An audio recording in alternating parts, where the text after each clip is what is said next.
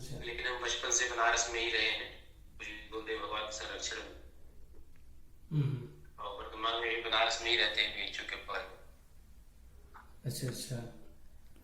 महाराज जी, आज के आधुनिक जीवन में धर्म की क्या जी। भूमिका है और क्या लोग सच में धर्म से दूर हो रहे हैं?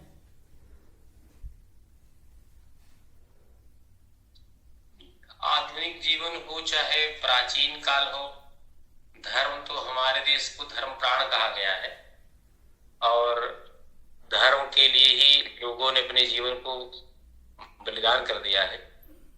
मानस में चौपाई है, सहु धर्म हित कोटि कलेसा। हम्म। धर्म की रक्षा के लिए पहले के महाराजा राजा महाराजा लोग धर्म पे ही विशेष ध्यान रखते थे, क्योंकि अगर धर्म नहीं रहा तो ये मानव जीवन ही किसी काम का नहीं। जी। कथा सुनने से जो मनुष्य के जीवन में क्या परिवर्तन आता है, कोई उदाहरण बताइए। कथा सुनने से उदाहरण परिवर्तन तो आमूलचूल परिवर्तन आता है इसमें, क्योंकि कथा ही एक ऐसा है जिससे हमारे जीवन में बदलाव आता है, हम अपने स्वरूप को बदल सकते हैं। क्योंकि संतों का संग और भगवान के भक्तों का चरित्र ही जो है जी। भगवान का चरित्र, भगवान का अवतार, भक्तों का अवतार लेना और लीला करना, ये हम मनुष्यों के कल्याण के लिए ही होता है। उदाहरण जो है, शास्त्रों में उदाहरण तो बहुत है, लेकिन एक कथा भागवत में आती है, रुक्मिणी जी का चरित्र आता है, जी। जो भगवान की महारानी है पट्टमैसी जी। उनके विषय में ऐसा कथा है कि वो संतों से उन्होंने भगवान के विषय में सुना था, भगवान के चरित्र को सुना था। जी। नारद जी से भगवान द्वारिकाधीश की कथा सुनी थी, और कथा सुन करके ही वो भगवान को अपना बना बैठे। बाद में उनके भाई लोग जब उनका विवाह करना चाहे तो फिर उन्होंने कहा कि नहीं नहीं, हम भगवान को ही अपना सर्वस्व बनाएंगे।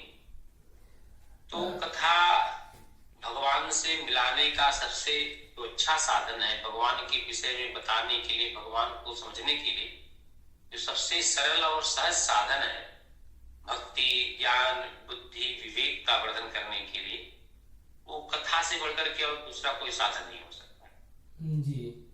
आजकल युवा पीढ़ी को धर्म से जोड़ने के लिए क्या उपाय किया जा सकता है?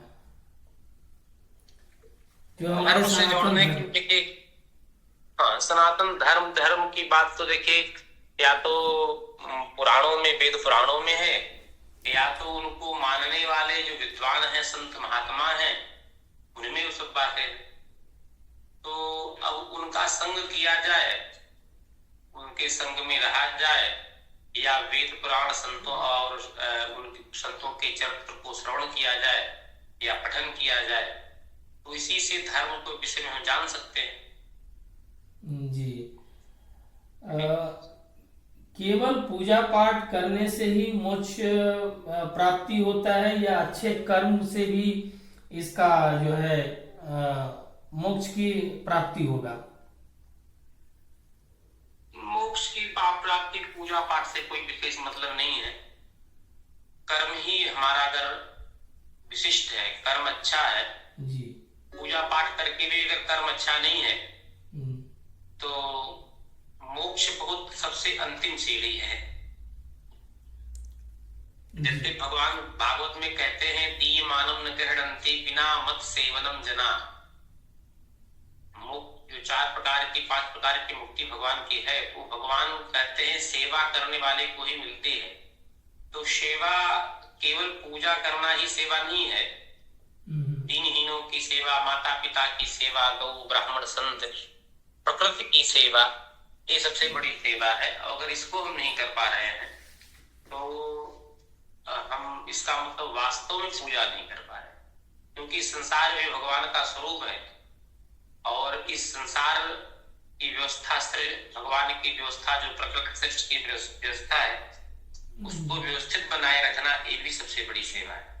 जी जी। आज के समय में सच्चा धर्म क्या है? क्या धर्म केवल रीति रिवाज की ही सीमित रह गया है, जैसे आज हम लोग देख रहे हैं जिस सब परिवेश में हम लोग रह रहे हैं, तो उसके बारे में आप क्या कहेंगे? देखिए, रीति रिवाज अलग है, धर्म अलग है जी। धर्म के विषय में शास्त्रों में विद्वानों ने बहुत कुछ बताया है, कई प्रकार के धर्म के लक्षण को बताए गए हैं। तो रीति रिवाज तो अलग अलग जगह अलग अलग व्यवस्थित ढंग से बनते रहते हैं, बदलते रहते हैं, लेकिन धर्म सार्वभौम होता है जी।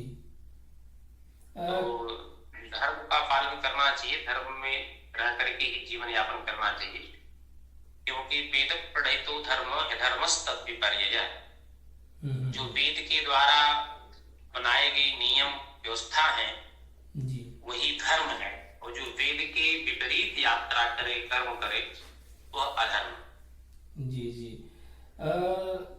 आज के समय में कथा के माध्यम से समाज को जोड़ने के लिए और उनके जीवन में बदलाव के लिए कथा तो उत्तम ही है, लेकिन और क्या करने की आवश्यकता है? जो भटके हुए सनातनी है वो हमारे एकजुट एक धर्म में आ जाए, उसके लिए क्या प्रयास करना चाहिए? उसके लिए उनको सही जानकारी मिलनी चाहिए जी। किसी भी प्रकार से उनको सही जो वास्तविक जानकारी है, क्योंकि समाज में भटकाने वाले लोग ज्यादा हैं जी। सही वेद पुराण शास्त्रों का सही जो भाव है, यह अगर उनको बताया जाए और उसको समझें, तो वास्तविक धर्म से तभी जुड़ सकते हैं जी। एक आम इंसान जो है रोजमर्रा के जीवन में धर्म का कैसे पालन करे, इसके बारे में जरा सा बता दीजिए, जो नौकरी में रहते हैं। जी जी, अपने समस्त कर्मों को ईमानदारी से करना, यही सबसे बड़ा धर्म का पालन। हमको कर्म मिला है, नौकरी चाकरी बिजनेस व्यापार और जो भी हमारा कर्म है, हम जैसे कथावाचक हैं, पंडित जी लोग हैं, तो सब अपने कर्म को ईमानदारी से करें, सबसे बड़ा धर्म यही है जी। आपसे बात करके मुझे बहुत अच्छा लगा, और अगली कार्यक्रम हम चाहते हैं कि महाराज जी आप मुंबई में करें, और इसके लिए हम तैयारी भी करेंगे। और ग्रीसलोक दृष्टि न्यूज से बातचीत करने के लिए बहुत बहुत धन्यवाद गुरु जी। आपका बहुत बहुत धन्यवाद। और अगली बार मुलाकात जब होगी तो मुंबई में होगी। राधे राधे। जय श्री राम, जय श्री राम।